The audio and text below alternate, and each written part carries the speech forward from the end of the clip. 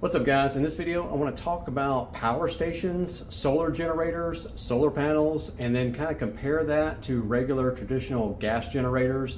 And if you're in the market for one of these units like a power station or solar generator or even a solar panel, or even if you're looking to get a larger gas generator, I want you to watch this video because this will help you make a more informed decision on what's going to work best for your needs. So do me a favor, hit the like button, hit the subscribe button if you haven't already. Let's get started. So first, what is a power station? Basically, it's just a battery that stores energy that you can then use to power devices, household appliances, anything you would plug into a wall outlet, but also you'll have USB. A lot of them come with USB ports and DC ports, very similar to like a generator will have. They'll also have ratings for like continuous power. For example, this is a Pecron E600LFP, has a continuous rating of 600 watts and peak at 1200, just like on generators where you'll see the running watts and the peak watts, or sometimes called the surge watts and the running watts there, just like a generator. Also, a lot of power stations you can, similar to like on this inverter generator here, how you could add another generator and double your power. A lot of power stations, not this one, but a lot of them, you can do that. You could power, plug and play and increase your capacity by adding more units to each other. So what is a solar generator? Basically, it's a power station that you add a solar panel to, and that is another key benefit to power stations. Is a lot of them most of them, you can charge them not only with just the wall outlet or grid power or a generator. The key benefit is you can charge it up with a solar panel. So that is what makes a solar generator. So a solar generator, it's different from a house that has solar panels on the roof.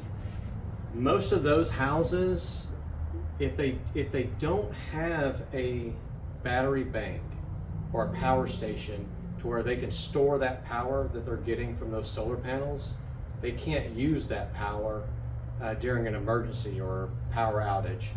You have to have a way to store it, the energy. Many of those houses are wired in a way where it basically is just feeding some power back to the power company and it's offsetting their bill, so it's saving them money on their electric bill. Another difference is that these are portable, so you can take it with you. So it's a completely different item, kind of more comparable to the portable generator, but you can get these in like really small sizes like this one. You can take it camping. It's got a lot of uses. And that's kind of like one of the main things that I like about them, is that I can use this far more than I'm using my generators. I rarely use these. I'm not saying you don't need these or these aren't handy. I actually recommend having each one, not the specific brands, but each, let's say, class, where you have the capability to running those 240 outlets, or I'm sorry, appliances, or basically having a generator capable of running your entire house. And if you're going to do that, I would recommend having a transfer switch. That way you're not having to run extension cords, and it's so nice. You can just run around the house and turn on lights and everything. That's great, but you're limited to your fuel capacity. And in that video comparing these two, that was like two of the main topics were fuel consumption and noise level. So that's kind of where these power stations kind of take the gold in both of those categories, because as long as you have sunlight, you can get energy and charge the power station up. So and people were asking me in the comments of that video, or saying, I would see comments of like, well, the gas station is going to have gas. Well, like for example, the hurricanes that we just dealt with here in Florida, the gas it gets hard to get before and after the hurricane. And even if a gas station isn't affected, let's say the gas station has power, whether it be from the grid or if they had a backup generator, and let's say they even have gas, and if the building's damaged or flooded or something, they're not going to be able to get, you're still not going to be able to get gas. And a lot of times the resupply trucks can't get in from road damage or flooding or something. So it really becomes a big issue getting gas. So you don't want to go through, like, had a commenter say they went through 20 gallons and they had a generator just exactly this size, and he was feeding his whole house, and he said he burned 20 gallons in 2 days. And I'll agree that that's probably possible, because when I've done that, I've gone through about 6 gallons in 8 hours. And so it becomes an issue. You're like, okay, when's this power coming back on? I'm about to run out of gas. So then that's where I think you really need to have one of these, where you could just kind of run those essentials.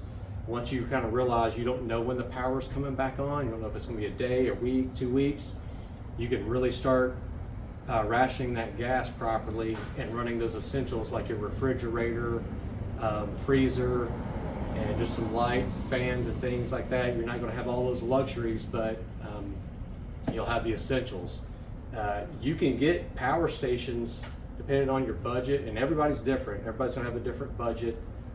You can get these from the small size on up to real big ones that completely power your house. And then you can get solar panels, but they all come with their separate issues, and you really need to figure out what's best for your needs. Like somebody that lives in Cheyenne, Wyoming, and it's 50 degrees, they're not going to need to power their freezer or refrigerator like we are when it's 100 degrees in the shade down here. So know your different situations. Some people might have, depend on the well pump, they gotta have that 240 power. Well, you can get a power stations that can power that, and some solar panels, and just pretty much have it dedicated to that system. And another cool thing about these is that you can start implementing them right away to save you power. Like, so if you did have a well or something, you could have a power station and solar just dedicated to that system. Or like if I just wanted to run everything in my garage, I could have a solar generator system harnessing that sun, getting that free power, and already in just now my electric bill doesn't include everything in the garage. So you can, they're very useful where you're not going to want to do that with your generator. It's going to cost more money. So long-term power outage, and you can have enough power to run those essentials. You got to keep in mind there's a lot of things you got to learn. There's a whole learning curve to this. You're limited to how much rating your solar panel is. You're limited to the direction, the availability of the sunlight. And then when you do get the sunlight, you're on a perfect day, you got to put it in the right spot. It takes up room. You got to run a cable to it. So it's not like this is the answer to everything. It's not. I'm not going to say that. Like with the generator, you can have that instant power, boom, right there, but it comes with its whole set of issues: the maintenance, the noise, the fumes. You don't have fumes with this. You don't have the noise with it. It's silent. And getting back on that other video, why do you want to be silent at night? Well, you just want to be nice to your neighbors, but you don't want to draw any unwanted attention. You don't want any potential thieves to come up and try to not only get rid of that noise that's bothering them, or just stealing your generator so they can have power. It happens, guys. Okay, so be aware of all that. That's where these, implementing these. For another example, if you had, like, so when this power outage just happened, I had a buddy of mine, he has a 3,000 watt generator, and I went over there to kind of help him get everything hooked up, and he was thinking he was going to be able to power his electric water heater. I said, man, that's a 4,500 watt water heater. It exceeds your surge rating on your generator, and that water heater is going to need to do that for an extended period of time. And so he goes, well, after all this is all said and done, what I'm going to do is get a 7,000 watt generator and transfer switch and all that. And I said, hey, you ought to look, if you're going to spend that kind of money, you ought to look into a power station. You might have enough generator right now. Because what he could do is buy a power station that has enough of that surge rating. And so for appliances, like say for example, that water heater, if he had his power station at 100%, it might take that big load and take it down to 50%, let's say, but he can still be using his solar to recharge it, and if he needs to, he can crank up his 3,000 watt generator and charge the power station. But again, you need to also be aware of, you're not only limited to the rating of your solar panel, you're also limited on the rating of the whatever power station you get, how many watts you can charge it. And it's going to have to charge over a period of time. So you got to be aware of that, where you can just take 5 minutes or not even 30 seconds in some cases, fill up and you're good to go. So that's the advantage of a generator over a power station. But so each has their pros and cons. It's the right tool for the right job, basically. The thing about power stations is you need to know is, instead of like fuel capacity on your generator, you have a, let's say a 5-gallon tank and it burns 5 gallons in 8 hours or so. With power stations, you're going to have watt-hour ratings, so you need to kind of understand that. So let's go over that real quick. It's super simple. Let's say you have a 100 watt bulb. That means that's 100 watt hours. Watt hours, so this one is rated at 600 watt hours basically. So a 100 watt bulb burns 100 watts in 1 hour. That's 100 watt hours. So technically this would burn a 100 watt bulb for 6 hours. See what I did there? So let me demonstrate right here. This is a fan that I use quite a bit. So I've turned on the outlets here, alternating current. And what's cool about these power stations is it gives you a lot of information. So right now you can see we're at 95% charge on our battery. And it says we can do what we're doing right now, just it on, for 57.9 hours. So when I turn on this fan, it's going to tell me how many watts the fan is using. See how it had kind of a surge and now it's tapering off. It's settled in here at 116, 117 watts. And it's basically saying we can do this for 4.52 hours because we're at 95%. So if we were to kind of taper this down to 100 watts, you can see how we're kind of getting close to the 5 hour, 6 hour mark, because we're really at 95% there. So that's pretty cool. It lets you know how much power your appliances and things that you're using. It lets you know what you're drawing. So what's cool about having that 12 volt cooler for a long-term situation, and this small of unit can run this for like 12 hours on a full charge, and I've still had plenty of battery left. And then you can top it off with the solar panel. So once you start getting sun, you can start charging the batteries, the power station back up, and you can charge while using the power. But if you had like medications or whatever, long-term power outage, and you're out of gas, you can't get gas, but you got a power station and a solar panel, and you got a 12 volt cooler like this that uses very little power, and you can actually set this one to use as a freezer also.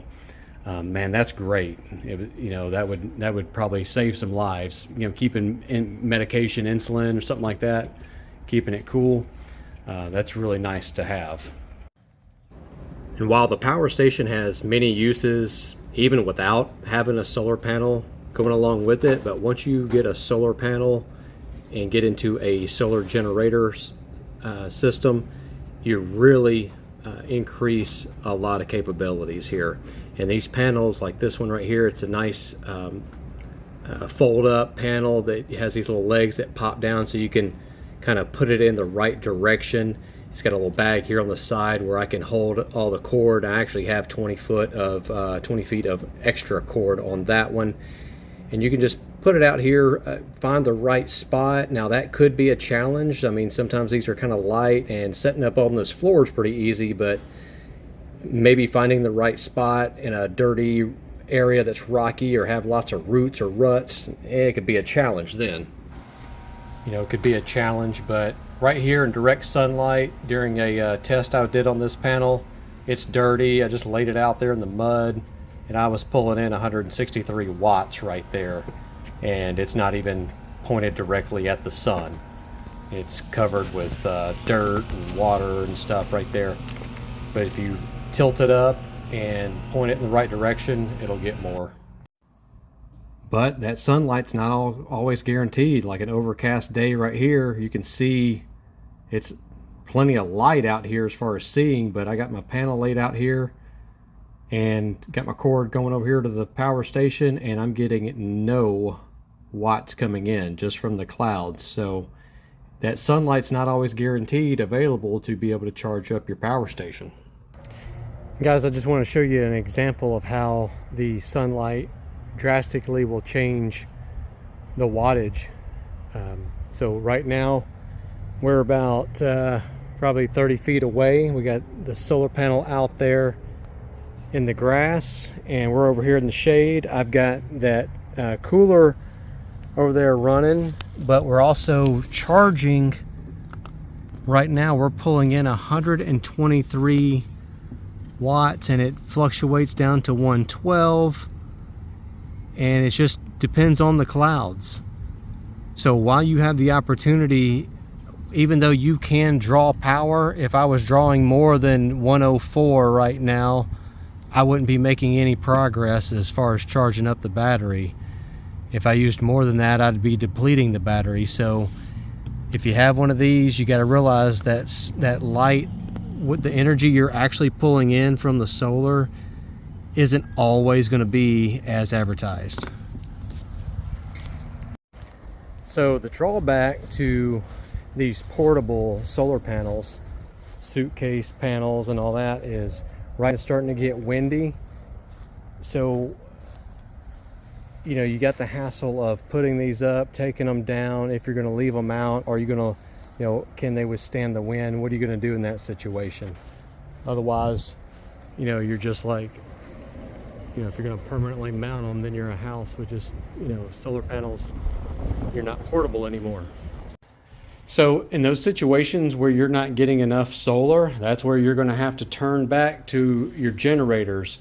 And you could still use that power station to save you a ton of gas, because you could run your little small generator, run some other things, and charge up that power station, and then float on that power station for a while you shut this off. Or you could also do it with your bigger generator for those moments where you need to run those 240 or 220 appliances. Go ahead and top off those power stations as well. I want to just demonstrate real quick how these power stations will help you understand your power usage. So I'm going to unplug the freezer, and I'm going to open the door to let it start kind of warming up, because I'm going to plug it up to this power station, and I've got the AC on, and we're at 94%. So I'm going to plug it up, and we're going to see what it does. I think I can shut the door now, because you may be surprised at how little these freezers actually need. Like right now, it hasn't drawn anything yet. So I'm gonna open up the door. We'll wait a minute here. And just for reference, it is 85 degrees outside.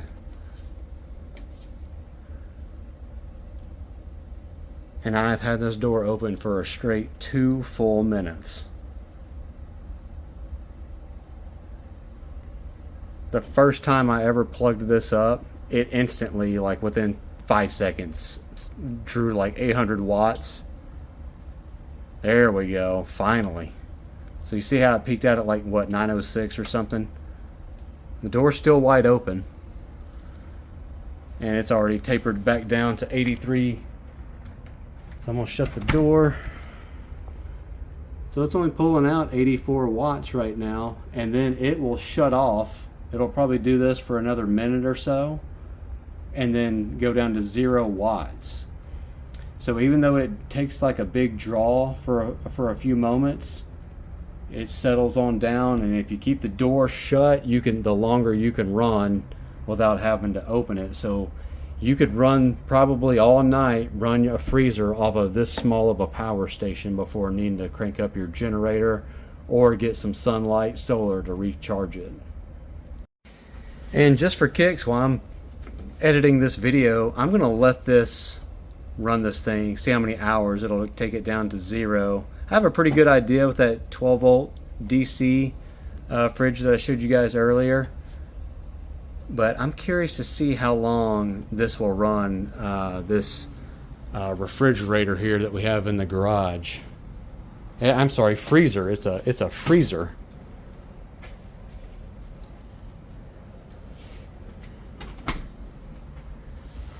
And right now it's pulling 90 watts. It says we can do this for another 5.67 hours. It's 3:55 p.m. so we'll check on this as we edit this video. So guys, I thought it'd be fun to add a little bit more to test out this power station. So in addition to testing out this stand-up freezer here, I'm going to add my DC 12 volt DC freezer that I have from Set Power. I'm going to also power this. I have it set at 32 degrees because this is actually a freezer and fridge. And right now, it's not, neither freezer is using any power. That's 11 watts. That's actually coming from the other thing that I have plugged in here, which is an LED light. Highly recommend LED lights. LED stands for light emitting diode. Uses very little power as opposed to like a conventional light bulb. And I'm going to show you here, I'm going to turn it down to the lowest setting, and this light doesn't even use a whole watt when turned down to the lowest setting. And yes, I do have a pair of vice grips right here because I broke the stand, but I can turn it up super bright and it goes up to like 21 watts or so, I think. Maybe it depends on what color I have it, because I can change the tint a little bit. But yeah, that's super nice to have such a low wattage light where I could turn it down and just barely even use barely drawing any power, but still providing plenty of light in here. But just imagine if it was like raining outside and you're not gonna be able to go hook up your generator, set it outside.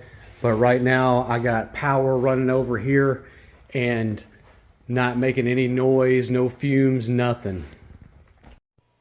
All right guys, it is 1 a.m. so it's 9.5 hours later. We're at 32%. I don't want to drain it down overnight. Again, we started at 3:30 in the afternoon. But I'm actually surprised that it's gone 9.5 hours. We didn't quite start at 100%, but we still got 32%.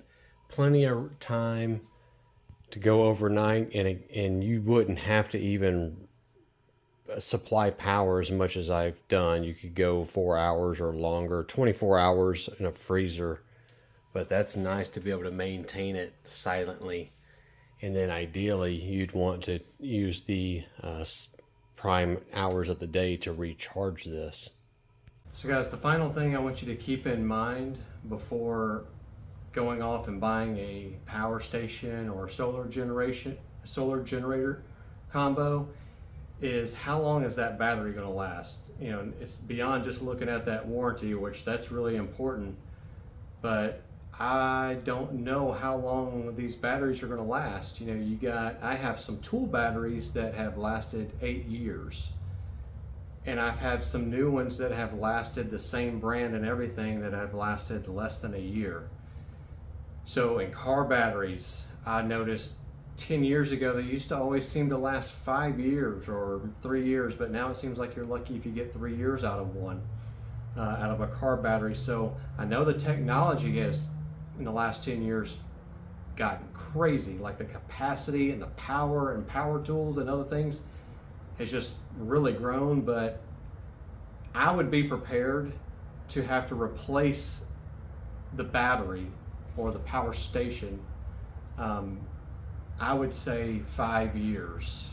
I would guess that, or definitely, I would maybe expect it to last 5 years, but just be mentally, financially prepared for having to replace that. I would say if you got 10 years out of one, you would be doing really good. Whereas a generator, that's one strength of it, is that as long as it's properly maintained and stored and everything, it's, you know, you can take a 20-year-old generator and get it running, where I don't know what you could do with a 20-year-old battery that's just been sitting there. And plus you do need to use those batteries. It's bad to just to let one sit, especially drain it all the way. They have cycles of how much they can be depleted and recharged and things like that, so keep that in mind. But anyway, whether you're looking for a power station or a solar generator setup, or just even a bigger generator, I hope this video was helpful and gave you some information you maybe not have thought of. But what do you guys think? What do you recommend? I learned a lot from watching you guys in the comments. Thank you for all my new subscribers. I really appreciate it. Hit the like button. Hit the subscribe button if you already haven't. Check out some of my past videos. Check out the links, and just so you know, I do get a commission on links if you do buy some of the stuff from my links. But this video isn't sponsored or anything, just showing you guys some tools. I love tools, and with the recent storms that we've had, everybody's taking it a little more serious, and I like that. So I'll have more videos like this coming soon, guys. Thanks for watching.